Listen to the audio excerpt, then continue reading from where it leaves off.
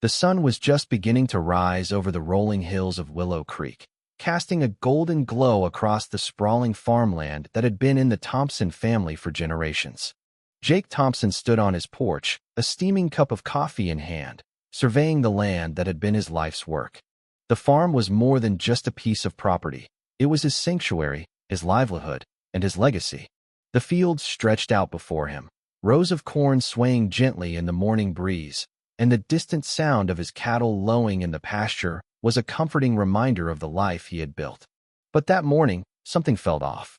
Jake's sharp eyes caught movement at the edge of his property, near the old oak tree that marked the boundary between his farm and the newly developed Willow Creek estates. A group of people, dressed in bright, pastel-colored clothing, was making their way onto his land. They moved with a sense of entitlement, as if they had every right to be there. Jake's grip tightened on his coffee cup as he recognized the leader of the group, Margaret Hargrove, the self-proclaimed queen of the Willow Creek Homeowners Association, HOA.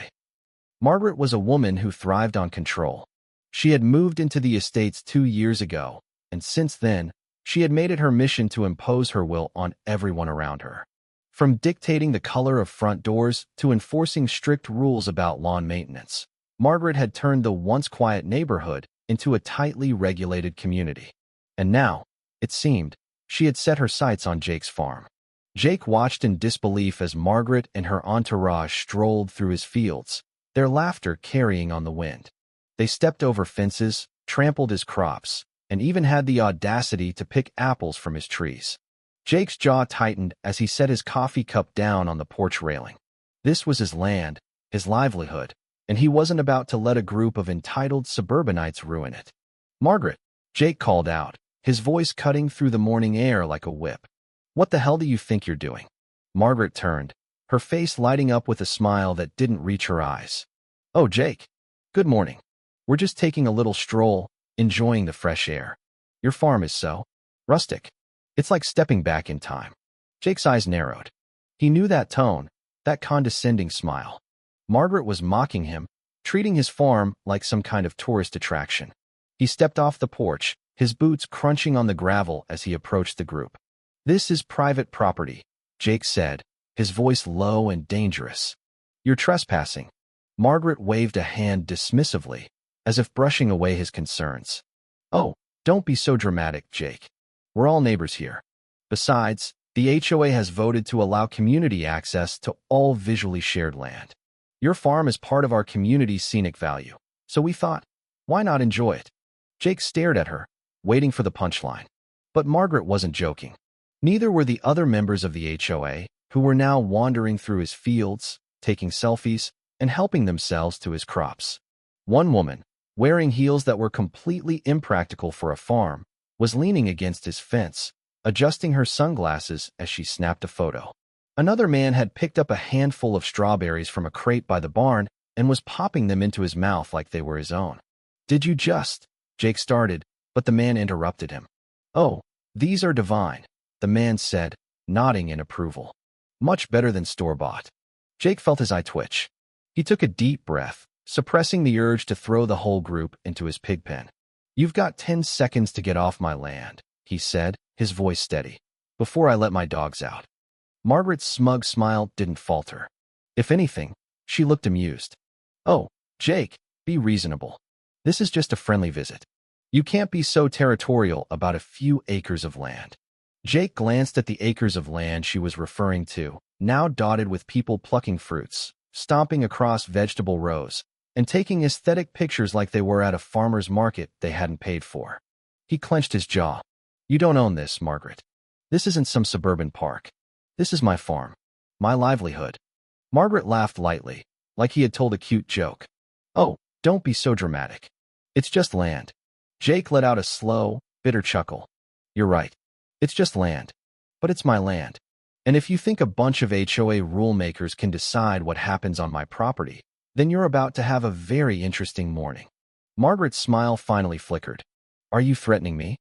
Jake took another step closer, lowering his voice just enough for her to hear. "I'm warning you." But Margaret wasn't used to hearing the word no. With a dismissive huff, she turned her attention back to her group, completely unfazed. Let's not waste time arguing, she called out. Everyone, feel free to walk around and enjoy. Jake won't mind. He's just being dramatic. The group cheered. One of them unpacked a picnic basket, another set up a folding chair, and Jake watched in growing horror as a woman laid down a checkered blanket and started unpacking cheese and crackers. It was official. They were having brunch. Jake's fingers curled into fists. This wasn't just ignorance. This was pure, unfiltered entitlement. They weren't even pretending to ask permission anymore. In their minds, his property was their property. Fine. If they wanted a farm experience, they were about to get one. Jake turned on his heel and strode towards the barn. He could already hear Margaret gossiping to one of the women about how he was such a grump and so unneighborly. He ignored it. He had better things to do. Inside the barn, two large shadows shifted. Max and Duke, Jake's two massive farm dogs, perked up at the sound of his footsteps. Max, a 150-pound mountain of muscle and fur, let out a deep, rumbling growl. Duke, slightly leaner but just as fierce, bared his teeth. Jake opened the gate. "Go say hello," he murmured. Max and Duke bolted. A scream pierced the air before Jake even made it back outside. Pure chaos erupted. Margaret was running like her expensive loafers were on fire, arms flailing, shrieking at the top of her lungs. One man tripped face first into the dirt, another screamed about his designer jeans being ruined. The picnic basket went flying, sending cheese and crackers soaring through the air. Jake leaned against the porch railing, watching the spectacle unfold with the calm satisfaction of a man who had finally won. "Have fun," he called over the screaming. Max and Duke, trained to chase but not attack, did their job beautifully. They barreled through the group like furry wrecking balls, forcing them to scatter in all directions. One woman tried to climb a fence and got stuck halfway, shrieking for help. Margaret, breathless and covered in dirt, whipped around and pointed a shaking finger at Jake. "You'll regret this," she screeched. Jake sipped his coffee. "Doubt it." And with that, the HOA's first mistake turned into an unforgettable lesson in why you don't mess with a farmer and his dogs. Jake had expected that to be the end of it. He figured that after being chased off his land by two massive farm dogs, Margaret and her HOA crew would tuck their tails between their legs and never return. Common sense would have dictated that. But Margaret, as he was beginning to realize, had the survival instincts of a mosquito, annoying, persistent, and completely incapable of understanding when she was unwelcome. So when he stepped outside 2 mornings later and found them back on his land, setting up what could only be described as a fully catered brunch, he didn't even feel anger at first. Just a deep, bone-weary sense of disbelief. There they were, unfolding chairs, unpacking champagne bottles, and cutting up freshly baked scones as if they were in some sort of rustic countryside retreat. Someone had even brought a white lace tablecloth, and it was spread out across a table that most certainly did not belong to them. Jake took a slow breath through his nose, counted to 3, and exhaled. Maybe, just maybe, he was hallucinating. Maybe he had worked too hard the night before, and his brain was punishing him with stress-induced visions. Because surely, not even Margaret was this bold. And then she saw him. Margaret, dressed in a wide-brimmed sun hat and an expensive-looking floral dress that had no business being worn anywhere near a farm, lifted her mimosa and smiled. "Oh, Jake, there you are. Come join us. The croissants are divine." Jake closed his eyes for a brief second, wondering what past sins he was being punished for. "Margaret," he said, his voice deceptively calm. "What the hell are you doing?" "Oh, relax," she said with a flippant wave of her hand. "We didn't want our last visit to end on such a sour note, so we decided to try again. You can't be so selfish with all this beautiful land, Jake. It's a shame not to share it." Jake looked past her, taking in the absurdity of the situation. One woman was spreading brie on a cracker, completely unbothered by the fact that she was seated on stolen property. A man in khaki shorts was pouring himself a second glass of champagne, chatting animatedly with another HOA member like they weren't trespassing in broad daylight. "Let me get this straight," Jake said slowly, his eyes locked onto Margaret. "You got chased off my farm, barely escaped being eaten by my dogs, and your next thought was, 'Let's do that again, but fancier.'" Margaret laughed, like he had said something endearing. "Oh, don't be so dramatic. It was just a misunderstanding. Now, if you're done being difficult, Why don't you sit down and join us? We even brought an extra glass for you. Jake's hands curled into fists. This wasn't ignorance. This was entitlement in its purest, most distilled form. She wasn't even pretending to ask permission anymore. In her mind, his farm had simply become her newest weekend getaway spot. I don't think you understand, Jake said, stepping closer, his voice sharp as a blade. This is my farm, my land, and you are trespassing. Again. Margaret sighed, exasperated. Jake, you're taking this way too seriously. It's not like we're hurting anything. Jake's eye twitched. Not hurting anything. His crops were being crushed under their chairs. His property was being used like a public park, and then he froze. Fury hit him like a lightning strike. One of the men had pulled out a knife and was slicing into a freshly picked apple, an apple from Jake's own trees. That was it. Jake didn't say another word. He simply turned on his heel and walked toward the barn. Oh, there he goes again, Margaret said behind him, her tone dismissive. Probably off to pout. He'll calm down in a few minutes. Jake almost smiled. No, he wouldn't. Inside the barn, Max and Duke were already awake, ears perked. They had been restless since the last incident, sensing that their job wasn't done. Jake whistled low and sharp, and instantly, both dogs were on their feet. You know what to do, he murmured. They did. The chaos began exactly 3 seconds later. A high-pitched scream shattered the air as Max and Duke exploded out of the barn, their massive bodies moving like bullets. The brunch table flipped instantly, plates and glasses shattering against the ground. Margaret let out a shriek, scrambling backwards so fast she tripped over her own chair. The man who had stolen Jake's apple threw it into the air and ran like his life depended on it. Someone tried to climb over the fence, got halfway, and then fell straight into a pile of manure. Jake leaned against the barn door, arms crossed, watching it all unfold with the calm satisfaction of a man who had officially won. Call them off, Margaret shrieked, clutching her ridiculous sun hat as she dodged Max's enthusiastic charge. Jake sipped his coffee. Why? I thought you wanted to enjoy the land.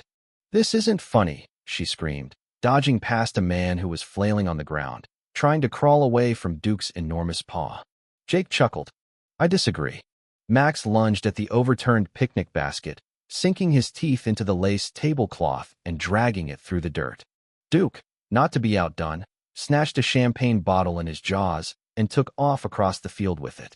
One of the HOA members tried to reason with Margaret as they ran. This is insane. Let's just leave. I'm trying. Margaret snapped, yanking off her heels and sprinting barefoot through the field. The last straw was when Duke, still holding the champagne bottle, ran circles around a particularly slow-moving man, trapping him in a whirlpool of terror. All right, Margaret screeched. We'll go. We're leaving. Jake let out a sharp whistle. Max and Duke, just short of actually hurting anyone, froze in place. Margaret, breathless, covered in dirt, and missing one earring, turned toward Jake with a glare so sharp it could have cut through steel. You're going to regret this, she spat. Jake smiled. Doubt it. And just like that, they were gone. The field was left in shambles, food scattered, chairs abandoned, and a lace tablecloth still clamped between Max's teeth. Duke, thoroughly enjoying himself, pranced around with the champagne bottle like it was his new favorite toy.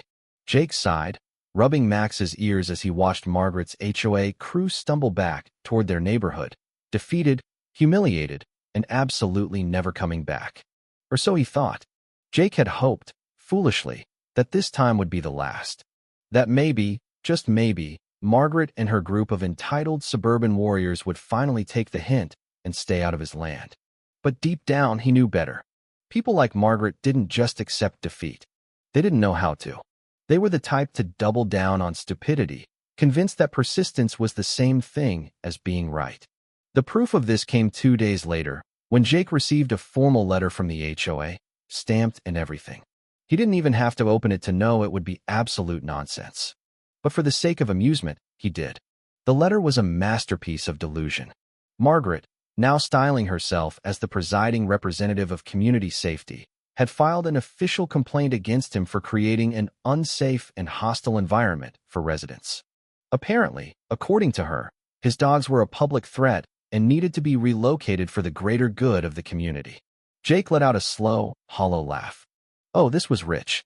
They trespassed, they stole, they set up a full-blown picnic on his land, and now they were calling him a threat. He filed the letter under things to laugh at later and carried on with his day, thinking that was the worst of it. But once again, he had underestimated just how far Margaret was willing to take her vendetta. Later that afternoon, Jake spotted a white SUV pulling up to his front gate. The side of it was marked with an emblem he recognized instantly: Animal Control. He exhaled sharply, shaking his head as he made his way toward the vehicle. The officer who stepped out, a middle-aged man with a clipboard, looked more tired than anything else. He gave Jake a polite nod before glancing down at his paperwork. "Afternoon, sir. We received a report about 2 aggressive dogs on this property. Came to check it out." Jake didn't even pretend to be surprised. "Let me guess. A blonde woman with an inflated sense of importance and a voice like nails on a chalkboard?"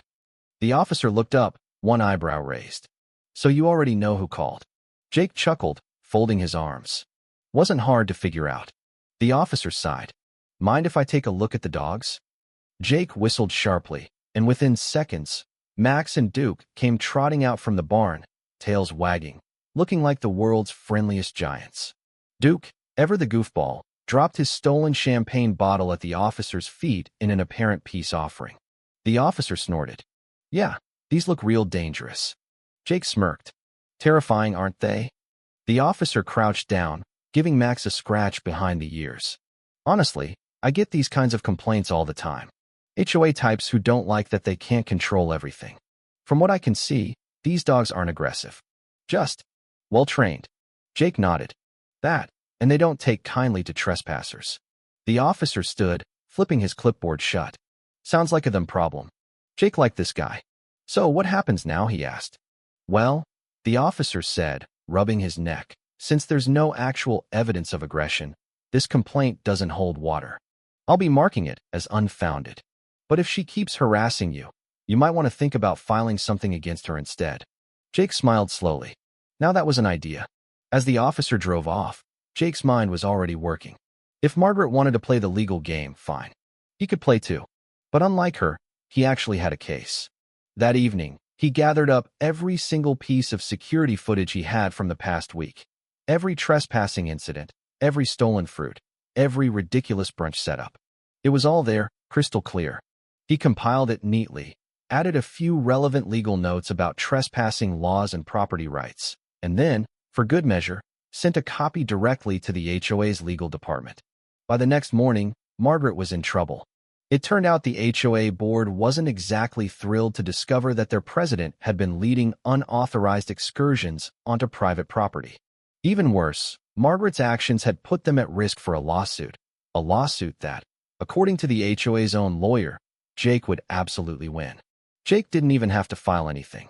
The moment the board saw the footage, they turned on Margaret faster than she could adjust her designer sunglasses.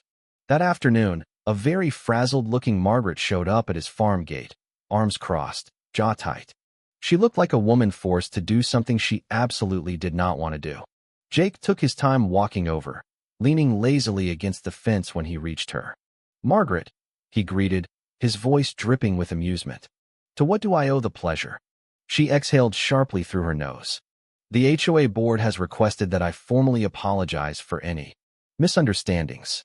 Jake raised an eyebrow. "Misunderstandings?" Her eye twitched. "Fine. I apologize for overstepping." Jake tilted his head, and she clenched her jaw. "And for the complaints. And the false report. And for treating your land like a community space." Jake smiled. "Well, that's a start." Margaret's expression darkened. "The board also informed me that if I'm reported for harassment again, I'll be removed from my position." Jake let out a low whistle. "Oof. Tough break." She glared. "Don't push it." He grinned. "Oh, I wouldn't dream of it." Margaret huffed, clearly furious that she had been forced to back down. Without another word, she spun on her heel and stormed off, muttering under her breath. Jake watched her go, a deep sense of satisfaction settling in his chest. The battle was over. The war was won. And best of all, Margaret would never step foot on his land again. As he turned back toward the house, Max and Duke trotted up beside him, tails wagging. He reached down, scratching behind their ears. "Well, boys," he said, glancing back toward the retreating figure of Margaret. "I'd say that went well." Duke let out a happy bark. Max, ever the dignified one, simply huffed in agreement. Jake smiled. Life on the farm had finally gone back to the way it was meant to be. Peaceful, quiet, and entirely HOA-free. In the weeks that followed, Jake's farm returned to its usual rhythm. The fields were tended, the animals were cared for, and the only visitors were the occasional delivery truck or neighbor stopping by to chat. Margaret and her HOA crew were conspicuously absent, and Jake couldn't have been happier. But as the days turned into weeks, Jake began to notice something strange. The once bustling Willow Creek estates seemed quieter than usual. The streets, usually filled with the sounds of children playing and lawnmowers buzzing, were eerily silent. Even the HOA meetings, which had once been a source of endless drama, seemed to have stopped altogether. Curious, Jake decided to pay a visit to the estates. He wasn't sure what he expected to find, but as he drove through the neighborhood, he couldn't help but notice the signs of neglect. Lawns were overgrown, flower beds were wilting, and the once pristine houses looked abandoned. Jake parked his truck near the community center and stepped out, his boots crunching on the gravel. The place was deserted, the only sound the distant caw of a crow. He walked up to the bulletin board, where notices and announcements were usually posted, and found it empty except for a single sheet of paper. It was a notice from the HOA, dated a week ago. The headline read, "Community Dissolution." Jake's eyebrows shot up as he read the notice. Apparently, after the fallout from Margaret's unauthorized excursions and the subsequent legal threats, the HOA had voted to dissolve itself. The residents, tired of the constant drama and overreach, had decided to go their separate ways. Margaret, it seemed, had been ousted from her position and had quietly moved away. Jake couldn't help but laugh. It was almost poetic. The very organization that had tried to control everything had ended up destroying itself. As he drove back to his farm, Jake felt a sense of closure. The battle with the HOA was over, and he had emerged victorious. But more than that, he had learned a valuable lesson about the importance of standing up for what was his.